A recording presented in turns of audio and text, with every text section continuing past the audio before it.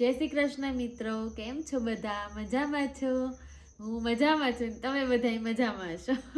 તો અત્યારે જો રાત થઈ ગઈ છે ને અમે વાળું કરીને હવે શાંતિથી બેસી ગયા છીએ.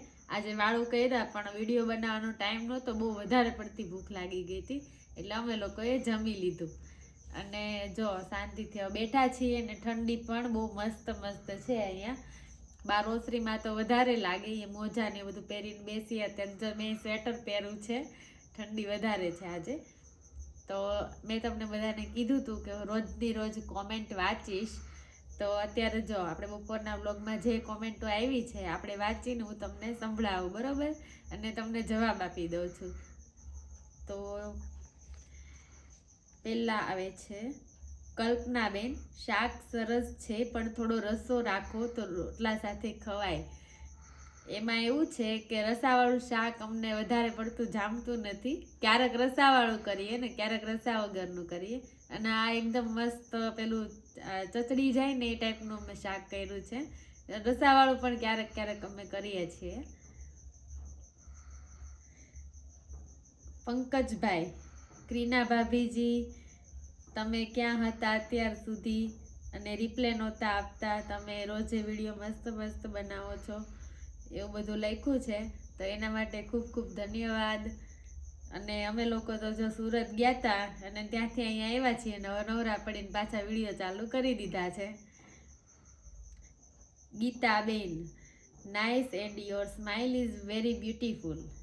Thank you so much Geetaben, તમે આવી સરસ કોમેન્ટ કરી એ બદલ તમારો ખૂબ ખૂબ આભાર.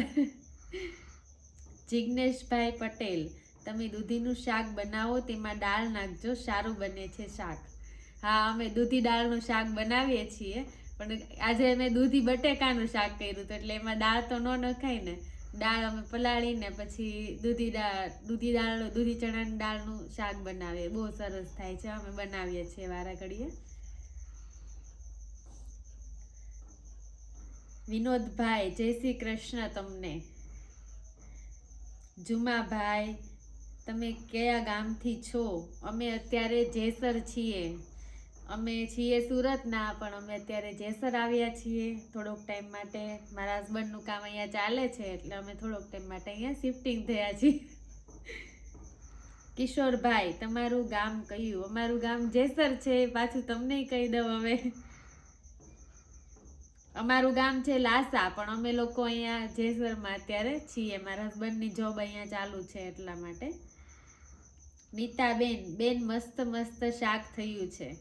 ધન્યવાદ, તમારો ખૂબ ખૂબ આભાર શાકના વખાણ કરવા માટે, મને ખૂબ જ ગમ્યું. હરીશભાઈ, આવું જમવા આવું. ચાલો હું જમવા આવું, એવી રીતે લખ્યું છે. તો આવી જાઓ તમે જમવા, આપણે નવા નવા પકવાન બનાવીને ભેગા બહીને ખાશું બધા. તમે ત્યારે પધારો. સંજયભાઈ, મસ્ત, ધન્યવાદ. પ્રવીણભાઈ, અમારા માટે મોકલાવો. હા, ચોક્કસ મોકલાવશું, પણ ત્યાં આવશે ને ત્યાં ઠરી જશે. એના કરતાં તમે અહીંયા આવજો, આપણે બધા સાથે મળીને ખાશું. ભીમભાઈ, સરસ લખ્યું છે, ખૂબ ખૂબ આભાર તમારો ભીમભાઈ. જિગ્નેશ પટેલ, જિગ્નેશભાઈ, તમે તો બટેકા નાખી દીધા. એટલે ક્યાં નાખી દીધા શાકમાં? શાક તો દૂધી બટેકાનું જ બનાવ્યું છે મેં. હરેશભાઈ ઇટાલિયા, રોટલા બહુ મસ્ત છે. ખૂબ ખૂબ ધન્યવાદ રોટલાના વખાણ કરવા માટે. આમાંથી અડધાને એમ લાગતું હતું કે મને રોટલા નથી આવડતા. ઘણી બધી ક્યારેક ક્યારેક કોમેન્ટ આવતી હતી કે તમે રોટલા નથી બનાવતા એમ, પણ હવે ક્યારેક ક્યારેક બનાવીએ ત્યારે વિડીયોમાં મુકાય, ક્યારેક બનાવ્યા હોય ત્યારે ન મુકાતા હોય, એવું થાય. પણ આજે વિડીયોમાં દેખાઈ ગયા છે રોટલા અને તમે વખાણ કર્યા, એ બદલ મને ખૂબ ગમ્યું. એ બદલ ખૂબ ખૂબ આભાર. સેજલબેન, નાઇસ લખ્યું છે, thank you so much. Karshanbhai, સરસ લખ્યું છે, એ માટે તમને પણ ખૂબ ખૂબ ધન્યવાદ. છગમભાઈ, જય માતાજી તમને.